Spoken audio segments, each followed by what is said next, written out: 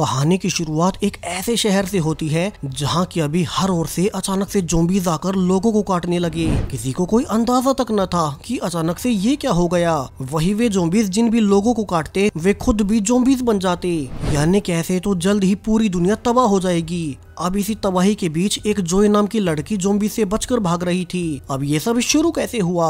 4 घंटे पहले का समय दिखाया जाता है। इसी शहर की मेन लैब में कुछ डॉक्टर्स अभी आई एक नई बॉडी की जांच कर रहे थे। यहाँ पर जो नए स्टूडेंट्स आए हैं उन्हीं में से एक वही लड़की जोए भी है, जो कि मेन डॉक्टर बीमन के अंडर अभी मेडिकल की ट्रेनिंग ले रही थी। डॉक्टर बीमन आज उन्हें एक अजीब से आदमी की बॉडी दिखाती है जो कि एक केमिकल फैक्ट्री में अचानक से मारा गया। सो जोए अब उस आदमी के ब्लड सैंपल्स की जाँच करने लगती है कि ये आदमी ऐसे कौन से केमिकल के संपर्क में आया होगा जिससे कि वो अचानक से मर गया।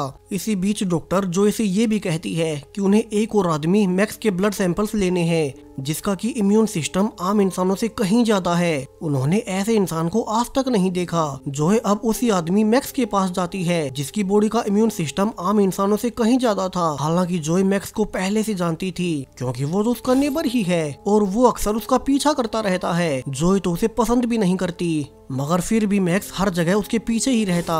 अब मैक्स का ब्लड सैंपल लेते हुए भी वो जोए को उसका नाम अपने हाथ पर दिखाता है जो कि उसने चाकू से बनाया था, और ये दिखाकर अब वो जोए को गलत राह से छूने लगता है। हालांकि सही वक्त पर जोए की दोस्त एबी आकर उसे दूर रहने को कहती है। वहीं आज उनकी फाइनल सेमेस्टर की पार्टी भी थी। सो एबी कहती है कि जोए को मैक्स के बारे में भूलकर अपनी पार्टी एंजॉय करनी चाहिए। यहाँ अब पार्टी में ड्रिंक खत्म हो रही थी। सो एबी बताती है कि उसने ऑलरेडी कुछ बोतलें मॉर्ग की बर्फ में रखी है और वो जोए को उन्हें ही लेने भेजती है। इसी बीच जोए के एक दोस्त पीटर ने उसे डरा भी दिया और वो ये कहकर हंसते हुए जाने लगता है कि मरने के बाद कोई इंसान जिंदा नहीं हो सकता। अब उसके जाने के बाद जब जोए भी बाहर निकल ही रही थी कि अचानक से वही आदमी मैक्स आकर अब जोए पर टूट पड़ता है। वो उसके लिए बिल्कुल पागल हो चुका था कि तभी उन्हें पीछे से आवाज आती है और ये तो उसी आदमी की बॉडी थी जो कि आज केमिकल फैक्ट्री में मारा गया। वो अब ज़ॉम्बी बन चुका था और सीधा मैक्स को काट लेता है। पीछे से जोए छुपकर जल्दी से ऊपर जाती है और जोर जोर से चिल्लाने लगती है। लेकिन अब जब कोई कुछ भी समझ पाता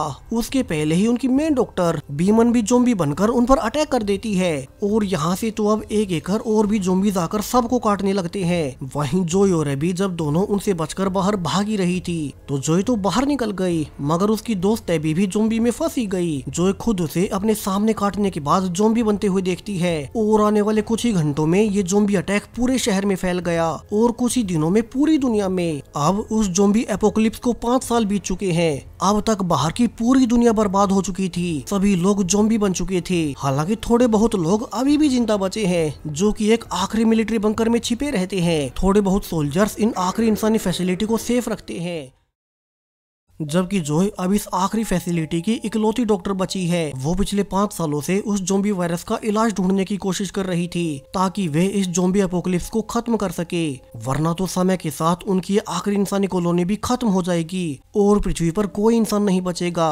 अब आज भी जब जोए अपनी असिस्टेंट के साथ ज़ॉम्बी ब्लड पर रिसर्च कर ही रही थी कि सर्वाइवर्स में से एक औरत आकर कहती है कि उसकी बेटी लिली को पिछले कई दिनों से फीवर है। जोए पिछले 1 हफ्ते से लिली को ट्रीट कर रही थी, मगर उसकी कोई भी एंटीबायोटिक दवा काम नहीं कर रही। सो जोए जल्दी से इस फैसिलिटी के लीडर लेफ्टिनेंट मिगल से बात करने जाती है। जोए के अनुसार छोटी लिली को निमोनिया हुआ है और अगर उसे जल्दी अच्छी क्वालिटी के एंटीबायोटिक्स नहीं दी गई तो उसकी मौत हो जाएगी। आगे जोए कहती है कि इसी के लिए उन्हें अपनी इस फैसिलिटी से निकलकर उनकी पुरानी लैब में वापस जाना होगा जहाँ की बहुत सारी ऐसी दवाएं हैं जो कि उनके आगे बहुत काम आएंगी। इससे वे लिली को तो बचा ही लेंगे, साथ ही जो रिसर्च जोए उस ज़ॉम्बी वायरस पर कर रही थी उससे उसमें भी मदद मिलेगी। अब ये सुनते ही कि उन्हें फैसिलिटी से निकलकर बाहर की दुनिया में जाना होगा जहाँ की हर ओर ज़ॉम्बीज़ भरे पड़े हैं। लीडर मिगेल तभी इसके लिए मना कर देता है क्योंकि वो अपने सोल्जर्स की लाइफ खतरे में नहीं डालेगा। वैसे भी अगर वे मारे गए तो सर्वाइवर्स तो वैसे भी नहीं बच पाएंगे। इसके अलावा वो लैब शहर के बीचों बीच मौजूद है तो वहाँ तो और ज्यादा ज़ॉम्बीज़ होंगे। अब लिली कहती है कि उन्हें ये रिस्क तो लेना ही होगा। वैसे भी अगर ऐसे ही सब बीमार होकर मरते रहे तो बचना तो फिर भी कुछ नहीं है, तो क्यों ना वे एक ही ट्रिप में बहुत सी दवाएं ले आए। वे साथ के साथ बाहर से खाना पानी और सप्लाईज ले आएंगे। अब यहाँ पर सोल्जर्स की टीम में जोए का बॉयफ्रेंड बाका भी था और उसके और बाकी लोगों के कहने पर लीडर मिगेल को इस मिशन के लिए तैयार होना ही पड़ता है। अब लीडर मिगेल अपने कुछ ट्रेंड सोल्जर्स की एक टीम बनाकर, जिन्हें की जोए का बॉयफ्रेंड बाका ही लीड करेगा, उन्हें इस मिशन पर जाने को कहता है। और अब प्लान के अनुसार सोल्जर्स की एक छोटी सी टीम जोए के साथ उसकी लैब के लिए निकल पड़ती है। हालांकि उनकी बुरी किस्मत, चूंकि उनकी गाड़ियां बहुत समय से फैसिलिटी में ही खड़ी थी, तो थोड़ी सी आगे आते ही एक गाड़ी बंद पड़ जाती है। एक मेंबर जल्दी से उसे ठीक भी करने लगती है, क्योंकि वे यहाँ पर बीच जंगल में फंस गए। ना तो वे वापस ही जा सकते थे और न ही आगे शहर में। ऊपर से अंधेरा होते ही यहाँ ज़ॉम्बीज भी दिखाई देने लगेंगे। अब धीरे धीरे शाम हो चली थी। सभी सोल्जर्स को ज़ॉम्बीज की आवाजें भी आने लगती हैं, जो कि उन्हें नोटिस कर उन्हीं की ओर बढ़ रहे थे। लेकिन उनकी गाड़ी अभी तक रिपेयर नहीं हो पाई। और अब कुछ देर बाद जब बहुत से ज़ॉम्बीज ने उन्हें घेर लिया, तो आखिरी वक्त पर वे गाड़ी को स्टार्ट कर ही लेते हैं और ज़ॉम्बीज के ऊपर से गाड़ी चढ़ाते हुए आगे बढ़ने लगते हैं। अब कई घंटे के सफर के बाद वे फाइनली शहर के बीच मौजूद उसकी लैब तक पहुंच ही गए।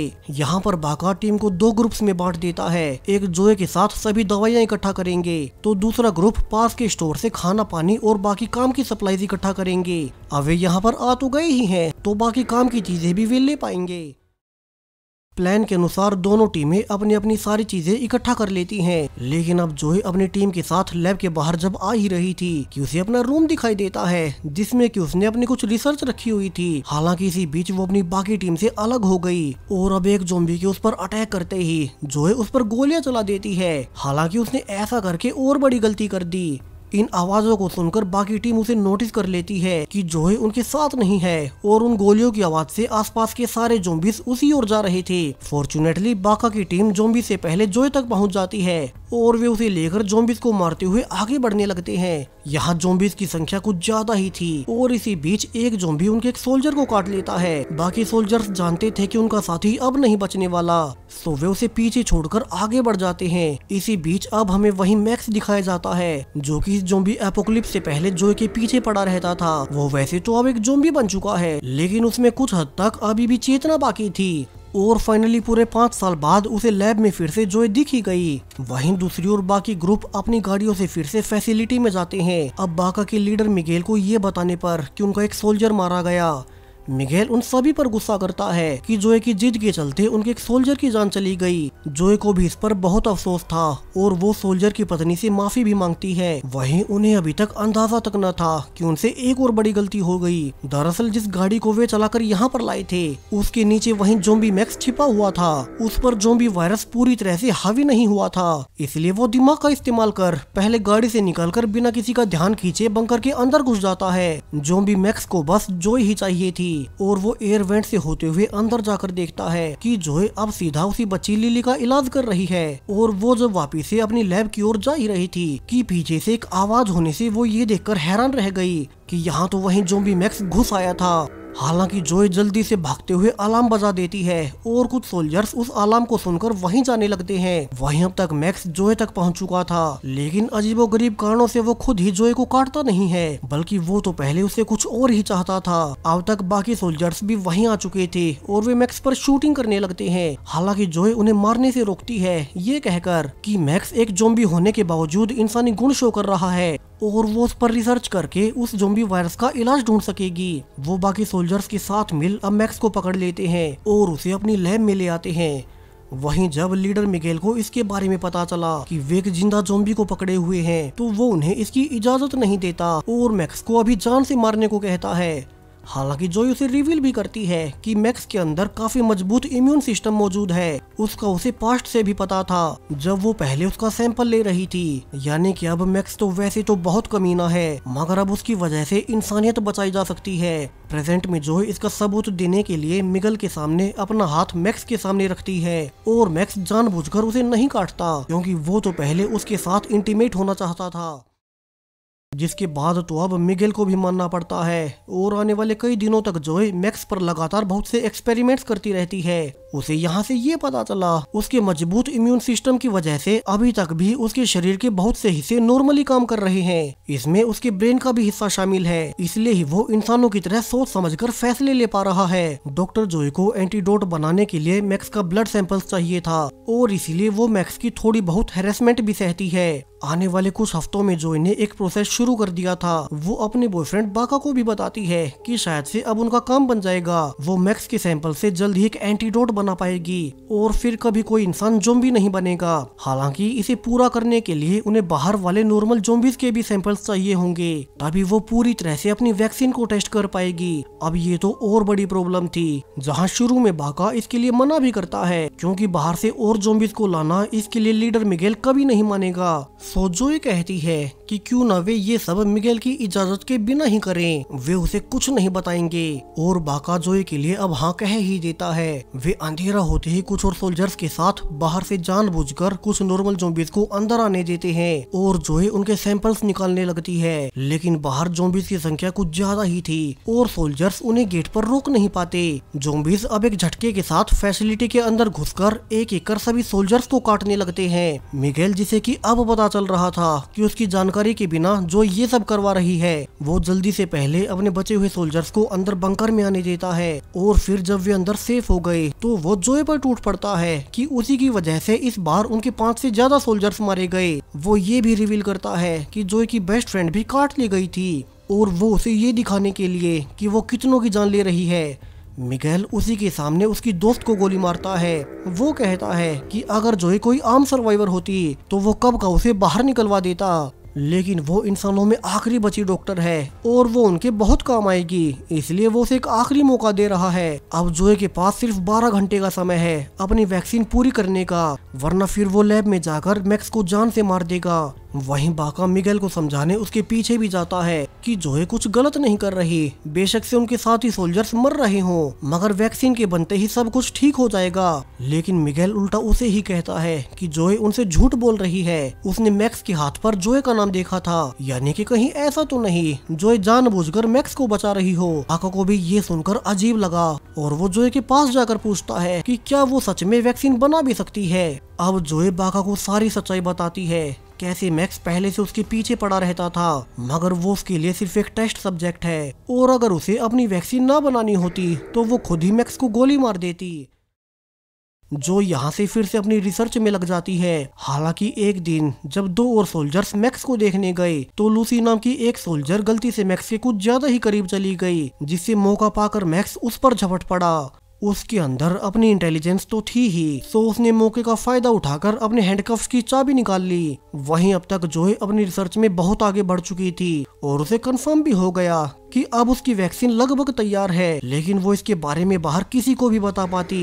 उसके पहले ही पीछे से मैक्स खुद को छुड़ाकर जोए पर अटैक कर देता है। लकीली जोए एक केमिकल को मैक्स पर फेंक बाहर भागने लगती है और जब तक सोल्जर्स लैब में आ पाते, अब तक तो मैक्स यहाँ से बाहर निकल चुका था। जल्द ही पूरी फैसिलिटी में अनाउंसमेंट करवाई जाती है कि वे सब सतर्क हो जाएं। ज़ॉम्बी मैक्स उनकी लैब से निकल भागा है और उन्हें उसके पकड़ने तक एक साथ रहना होगा।